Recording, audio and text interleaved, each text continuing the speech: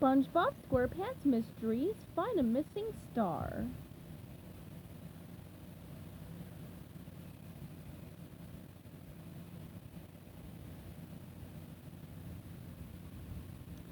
Chapter 17. So that cleared Plankton. The security camera footage gave him a solid alibi for the time of Patrick's disappearance. He couldn't have been the kidnapper. Since he was a known criminal, it had been important to eliminate him as a suspect. Still, it was discouraging. I tried not to let it get me down. If we were ever going to find Patrick, I needed to stay on top of my game. That's the nature of my business. Every time you face a setback, you just have to put your head down, keep your nose to the grindstone, and get on with the hard work of cracking the case. And that's what I plan to do no matter what.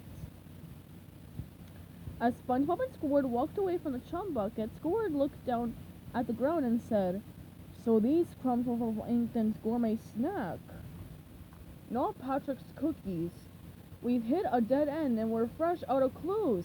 This case has gone colder than a frozen Krabby Patty in the dead of winter."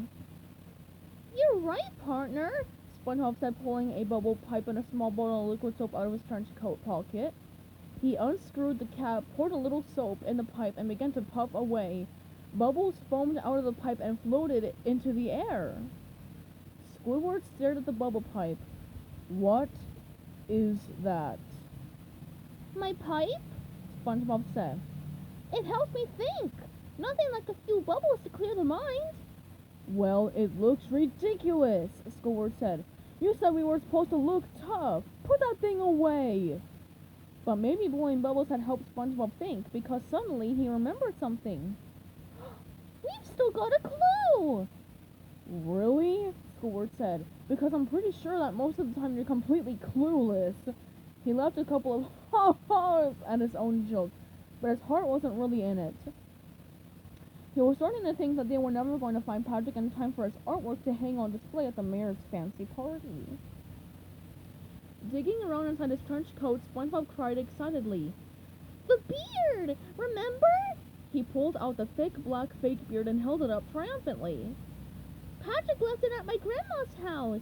This is an excellent clue." Squidward looked at the fake beard, wrinkling his nose in distaste. "Ugh. What are we supposed to do with it? Slap it around and ask it questions?" That was a good point. "Well," SpongeBob said slowly, "first, as true detectives, we examine it carefully."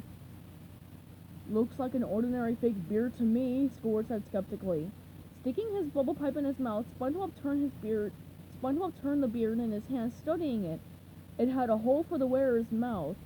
An elastic band went around the wearer's head to hold the beard on, and where the elastic band met the beard itself, there was a small tag. "A tag!" SpongeBob announced. "What's it say?" Squidward asked. "One size fits all?" "No," SpongeBob said, squinting at the little tag. "It says Pirate Beard." He looked up at Squidward, excited. "Wow!"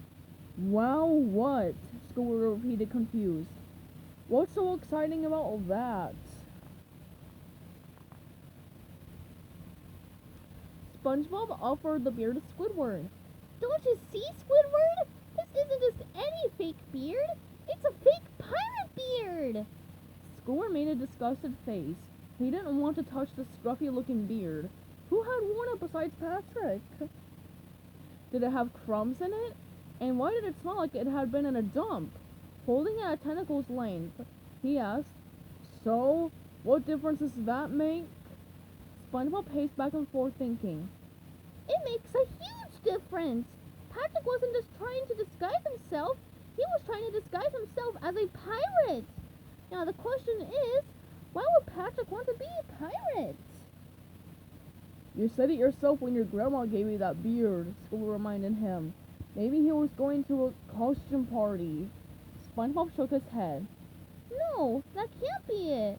If Patrick was invited to a costume party, then I would be too. And I haven't been invited to any costume parties." Taking the pirate beard back from Squidward, SpongeBob stared at it. "Oh, Pirate Beard," he said. "If only you could talk, what might you tell us?" chins are scratchy. Squidward said in his best pirate voice, cracking himself up.